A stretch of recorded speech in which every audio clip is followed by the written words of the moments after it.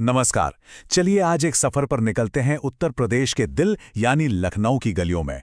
देखिए, ये सिर्फ एक शहर नहीं बल्कि इतिहास की एक जीती जागती किताब है। आज हम मिलकर जानेंगे कि आखिर ये नवाबों का शहर कैसे बना और इसकी तहजीब, संस्कृति और क्रांति की कहानियों को एक-एक करके समझेंगे। तो सवाल तो बड़ा दिलचस्प है ना? इसी सवाल से अपनी खोज शुरू करते हैं। आखिर ऐसी क्या खास बात है, ऐसी क्या कहानी है जिसके पीछे लखनऊ को नवाबों का शहर की ये शानदार पहचान मिली? आइए इस पूरे सफर को महसूस करते हैं। किसी भी शहर को समझने के लिए उसकी जड़ों तक जाना पड़ता है। तो आज के लखनऊ को जानने के लिए चलिए समय में थोड़ा पीछे चलते हैं। देखते हैं कि इसका नाम कैसे पड़ा, इसकी जमीन में क्या खास था और हजारों साल पहले इसकी नींव कैसे रखी गई थी। अच्छा, लखनऊ का नाम, इसकी कहानी तो बहुत पुरानी है, मतलब पौराणिक कथाओं तक जाती है। सबसे ज्यादा जो माना जाता है वो ये है कि इसका कनेक्शन सीधा महाकाव्य रामायण से है। कहते हैं कि भगवान राम ने ये क्षेत्र अपने भाई लक्ष्मण को तोहफे में दिया था और तब इसका नाम था लक्ष्मणपुर या लखनपुर, और यही नाम धीरे धीरे बदलकर आज का लखनऊ बन। देखिए, कोई भी शहर यूं ही बड़ा नहीं बन जाता। उसकी जमीन, उसकी नदियां, ये सब बहुत मायने रखती हैं। और लखनऊ के पास थी गोमती नदी, एक तरह से शहर की लाइफलाइन। इसी नदी की वजह से यहाँ की जमीन इतनी उपजाऊ थी कि खेती तो अच्छी होती ही थी, साथ ही ये व्यापार का भी एक बड़ा सेंटर बन गया। मतलब एक मजबूत नींव रखी जा चुकी थी। तो ये बात साफ है कि लखनऊ का इलाका हमेशा से ही, मतलब हजारों सालों से महत्वपूर्ण रहा है। रामायण के ज़माने में ये कोसल राज्य का हिस्सा था, फिर महाजनपद काल में भी इसका जिक्र आता है और मौर्य साम्राज्य के दौर में भी यहाँ बौद्ध धर्म का काफ़ी असर रहा। तो कह सकते हैं कि इसकी जड़ें बहुत गहरी हैं। चलिए अब कहानी में थोड़ा आगे बढ़ते हैं, प्राचीन काल से निकलकर मध्य युग में। ये वो टाइम था जब दिल्ली सल्तनत और फिर मुगलों का राज आया और पूरे नॉर्थ इंडिया की तस्वीर बदल रही थी। अब देखते हैं कि इस बदलाव ने लखनऊ के भविष्य की कहानी कैसे लिखी। तो दिल्ली सल्तनत के टाइम में लखनऊ की क्या हैसियत थी? देखिए, स्ट्रेटेजिकली इंपॉर्टेंट तो था, एक सैनिक चौकी की तरह, लेकिन था एक छोटा कस्बा ही। मतलब इसकी असली कहानी, वो ग्रैंड वाली कहानी, वो अभी शुरू नहीं हुई थी। और यहाँ एक बहुत ही दिलचस्प बात है जो शायद कई लोगों को नहीं पता। मुगल काल में अवध का जो पावर सेंटर था वो लखनऊ नहीं था। जी हाँ, वो था पास का शहर फैजाबाद। लखनऊ धीरे धीरे इंपॉर्टेंट हो रहा था, पर असली जलवा तो फैजाबाद का था। और ये जानना इसलिए जरूरी है क्योंकि बस यहीं से कहानी एक जबरदस्त मोड़ लेने वाली है। और लीजिए, अब हम आ गए हैं लखनऊ के इतिहास के उस चैप्टर पर जिसने इसे वो पहचान दी जिसके लिए आज हम इसे जानते हैं। जी हाँ, हम बात कर रहे हैं अवध के नवाबी स्वर्ण युग की। वो दौर जब तहजीब, आर्किटेक्चर और कल्चर का जादू सिर चढ़कर बोल रहा था। तो हुआ ये कि 1722 में सादत खान ने अवध राज्य की नींव रखी और राजधानी बनाया फैजाबाद को। लेकिन कहानी का असली टर्निंग पॉइंट आया 1775 में, जब नवाब आसफ-उद-दौला ने एक बड़ा फैसला लिया, राजधानी को फैजाबाद से लखनऊ शिफ्ट करने का। बस यही वो एक फैसला था जिसने लखनऊ की पूरी तकदीर ही पलट कर रख दी। राजधानी बनते ही लखनऊ में एक से बढ़कर एक इमारतें बननी शुरू हुईं, और इनमें सबसे पहले और सबसे शानदार था बड़ा इमामबाड़ा। ये सिर्फ एक खूबसूरत इमारत नहीं है, ये आर्किटेक्चर का एक अजूबा है।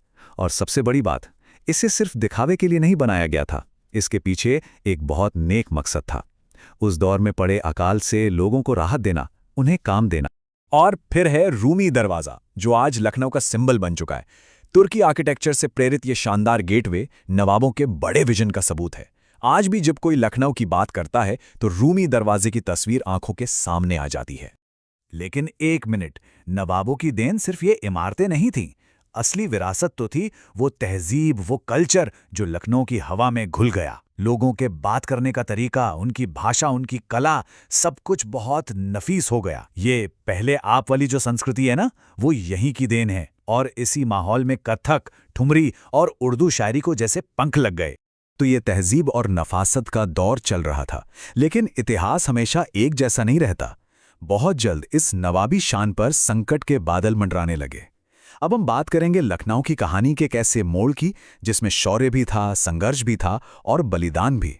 जी हाँ, हम बात कर रहे हैं 1857 की क्रांति की। और लखनऊ इसमें एक बहुत बड़ा सेंटर था। और इस पूरे संघर्ष का चेहरा बनी एक बेमिसाल और निडर शख्सियत, बेगम हजरत महल, नवाब वाजिद अली शाह की बेगम, जिन्होंने अंग्रेजों के सामने झुकने से इनकार कर दिया और खुद बगावत की कमान अपने हाथों में ले ली। 1857 की क्रांति में लखनऊ का जिक्र हो और रेजिडेंसी का नाम ना आए, ऐसा हो ही नहीं सकता। रेजिडेंसी की घेराबंदी महीनों तक चली एक ऐसी जबरदस्त लड़ाई थी जो इस पूरे विद्रोह के सबसे अहम हिस्सों में से एक है। इसकी दीवारें आज भी उस संघर्ष और बहादुरी की गवाही देती हैं। इस घेराबंदी ने लखनऊ के इतिहास पर एक बहुत गहरी छाप छोड़ी। 1857 के बाद सब कुछ बदल गया। अवध का नवाबी दौर खत्म हो गया, लेकिन लखनऊ की कहानी यहां खत्म नहीं हुई, बल्कि एक नए चैप्टर की शुरुआत हुई। अब शहर सीधा ब्रिटिश हुकूमत के अंडर आ गया और यहीं से आज के मॉडर्न लखनऊ की नींव पड़नी शुरू हुई। और आज़ादी की लड़ाई में भी लखनऊ पीछे नहीं रहा। 1916 का साल बहुत अहम है। इसी साल लखनऊ में कांग्रेस और मुस्लिम लीग का एक जॉइंट सेशन हुआ था, जहां मशहूर लखनऊ पैक्ट साइन किया गया। ये उस दौर में हिंदू मुस्लिम एकता को मजबूत करने की एक बहुत बड़ी कोशिश थी। अब अंग्रेजों ने अपने एडमिनिस्ट्रेशन को मजबूत करने के लिए लखनऊ को डेवलप करना शुरू किया। इसे एक बड़ा एजुकेशनल और एडमिनिस्ट्रेटिव हब बनाया गया। रेलवे लाइनें बिछी, नई सड़कें बनी और लखनऊ यूनिवर्सिटी, मेडिकल कॉलेज जैसे बड़े बड़े इंस्टीट्यूशंस की स्थापना हुई, जो आज भी शहर की शान है। और फिर वो दिन आया जब भारत आज़ाद हुआ। अब सवाल था कि इतने बड़े राज्य उत्तर प्रदेश की राजधानी कौन बनेगा। तो लखनऊ के इस लंबे और शानदार इतिहास को देखते हुए 1950 में इसे ऑफिशियली उत्तर प्रदेश की राजधानी बनाया गया। ये इसके लिए एक बहुत बड़ा सम्मान था। तो हमने इतना लंबा सफ़र तय किया लखनऊ के इतिहास का, तो आखिर में सवाल ये उठता है कि इस शहर की विरासत क्या है? क्या है जो इसे आज भी इतना खास बनाता है? देखिए, लखनऊ की विरासत सिर्फ इमारतों और तारीखों में कैद नहीं है।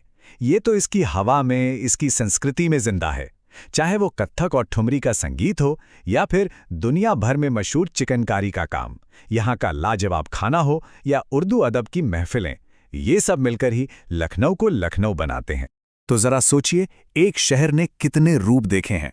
एक पौराणिक लक्ष्मणपुर से नवाबों की शान और तहजीब का केंद्र बना, फिर 1857 की क्रांति का गवाह बना, आज़ादी की लड़ाई में अहम भूमिका निभाई और आज एक मॉडर्न स्टेट की कैपिटल है।